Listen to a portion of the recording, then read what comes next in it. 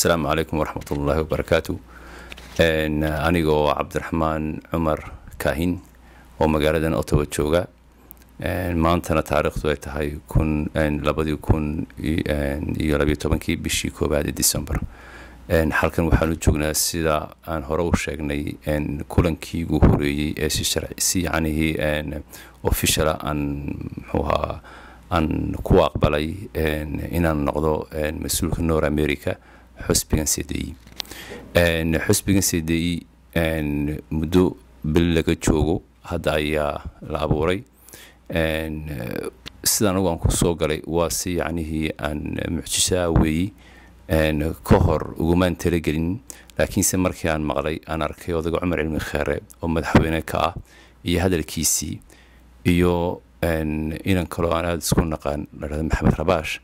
لابد مركان عادة كم مغلي أيان وان جاري إن المحوها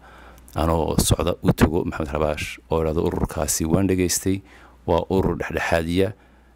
أرنكا الحادية درتنا وانقصوا راعي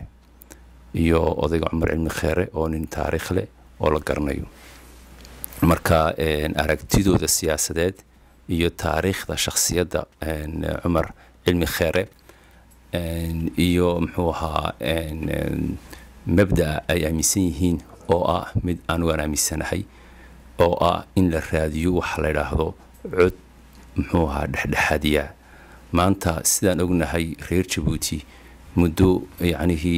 inta calanka la qaatay 35 sanadood hadina 17 sanadood baa 30 sanadood aan ahaynba dhibaato fara badan baa aad iyo aad u soo saartay dhamaan iyadoona muxuu ahaa dhibaatadaasi aan qabiilna ayna lahayn oo cid walba taabatay rag dumar iyo oday marka taasna waa hadda aan sheegi doono aniga igu dhiirigelisay inaan maanta aan ka baxo waxaan iraahdo ummadda aamusan ee faraha badan muddo 23 sanadood oo Canada aan joogay ayaan kamid ahaa dadka reer Djibouti ee Canada ku nool ee aamusan dadka walaalahood ay ka yimaadeen marka maalinta hadaba aan cad ka arkay ururka la magacaabay iyo ninka taariikhda leh oo aad iyo aad aan u ixtiraamo iyo inankan walaalkay Maxamed Rabash ayaan sidii aduguna Cabdiraxmaan waanad ku biirtaa hadii dadka walaalaha ee reer Djibouti ay halkaas jooga si aan loo iloobin maanta ayay taagan tahay midda kale waxaan maqlay in isbedel soo socdo oo la rajeynayo oo maanta wax isbedel leeyahay la wada sugayo marka inaan ka mid noqdo dadkaasi isbedelka soo dhaweeya marka sida darteed ayaan u aqbalay aad iyo aad ugu faraxsanahay in muxuu ahaa hawlba meesha taal hawshaasi inaan muxuu ahaa aan maanta anigu cimriga waa cimri yar maahin 40 ayaan kor u dhaafay waxa ninku markuu ugu wanaagsan yahay ummadda wax u qaban karo da'daas weey marka da'deedii baan joogaa mas'uuliyadiintaas oo dhan ka soo maqnaa wadankeygii ayaan maanta diyaar inaan u ahay inaan mas'uuliyadda aan qabto si wanaagsan oo u qabto marka halkan maanta munaasabadan waa wargelin dadka walaalaha ee North American nala jooga aan wargelin ururkaas bacdo week bacdina si muxuu ahaa ummad ballaaran ayaan u qaban doonaa meel markaan waxaan ka wada hadli doonaa aragtida siyaasadeed ururkan uu leeyahay aragtida dhaqaale aragtida bilaaadnimo